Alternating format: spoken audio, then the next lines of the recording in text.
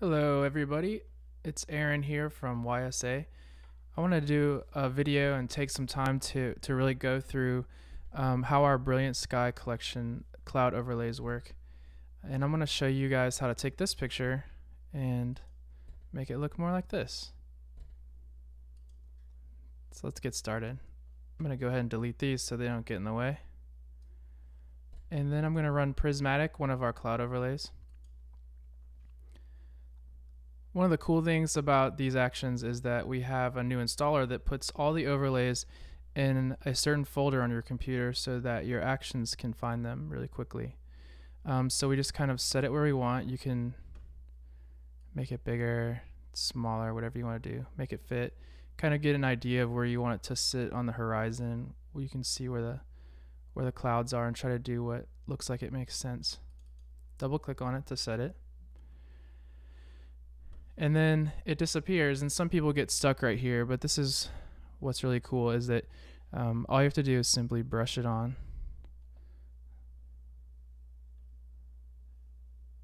And at this point, don't worry if you get a little bit on the trees and you get some on their faces. We're going to work that out.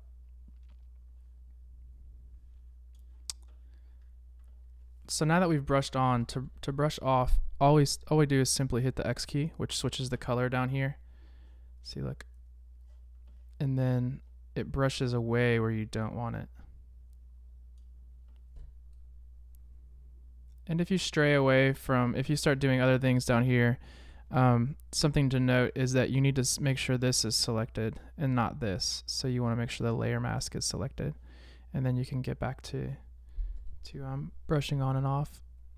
And then to really fine tune it, what you do is you just go about brushing on and off, and you just adjust the brush size as you go. And you can do that with the left and right brackets.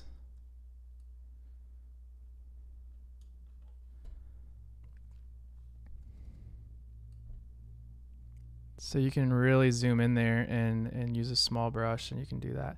So there's absolutely no halo. And there are other methods you can use. You can use some different tools to really fine tune the mask, and some of these guys up here, some of the magnetic lasso tool, you could go around this completely with your layer mask and just get it absolutely perfect.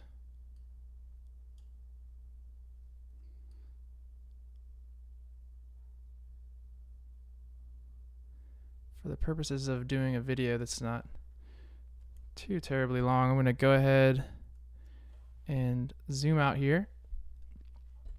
And when you're putting an overlay, when you're switching out an overlay, you want it to be dramatic, but you also want it to be realistic. And so this overlay is a little bit too dark. It's a lot too dark, really. So I'm going to lighten it up. And all you have to do that is select the brighten layer and then just drag up the opacity. Also, you can see that because of the lens that was used and the depth of field, there is some bokeh here. This is all out of focus, and then this is in focus. And so if we want to make that blend better, we can go to add blur, drag that up, and you can see that it starts just to blend perfectly with the background. So it looks as if it were taken at the same time. You can warm it up a little bit, add some sunshine. That looks nice. I feel like Bob Ross whenever I'm doing these videos. Just paint the pretty trees. Let's see. So you can see how quickly I got a pretty realistic looking overlay. And then I'm just going to go up to our original big bundle set and use some actions from there just to make it pop a little bit more.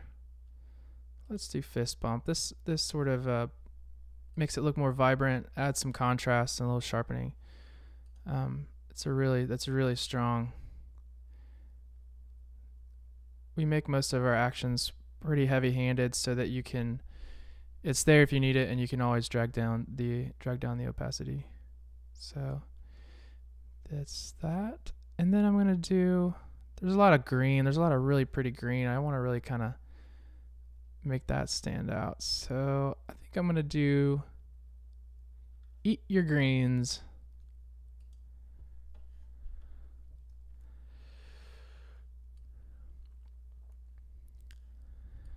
You can see it. It just adds some nice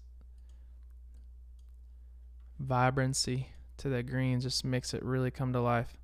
I'm gonna drag it down. I don't want to be ridiculous here. The Eat Your Greens action also does some cool stuff to other colors too, so don't be afraid to get it on like whites. It really makes whites stand out, and makes blues even kind of pop. So don't ever be afraid to experiment. The great thing about actions is that you can always undo what you did. It's not ever destroying your image. You still have the original image here. You can always delete these. So the point is to be able to experiment and take time and figure out what your style is using the tools that you have, and just be artistic. So anyway, I hope that explains, gives you a better idea of what the Brilliant Skies collection does and how easy it is to, in seconds, add an overlay to your photo. Just to go over the few other things, sometimes the sky might be too vibrant for the rest of the photo, so you can take away the color. That kind of makes it look more natural. Just depends on your style. I already showed you add sunshine. You can also darken it if you need to, if you have sort of a dark image and you need to make it blend. Also, another important one is the blending mode layer, where you select this layer and then you can go up here and you can experiment with different blending modes, depending on what you're putting it over, basically. But what we found works best most of the time is multiply, and because it allows you to blend in with the skyline and whatever else you're working with. So I hope you love these overlays, and please leave comments. Any questions that you have, I'm happy to answer them. You can always reach us at yellowskyactions@gmail.com. This is Aron with YSA. Have a great day.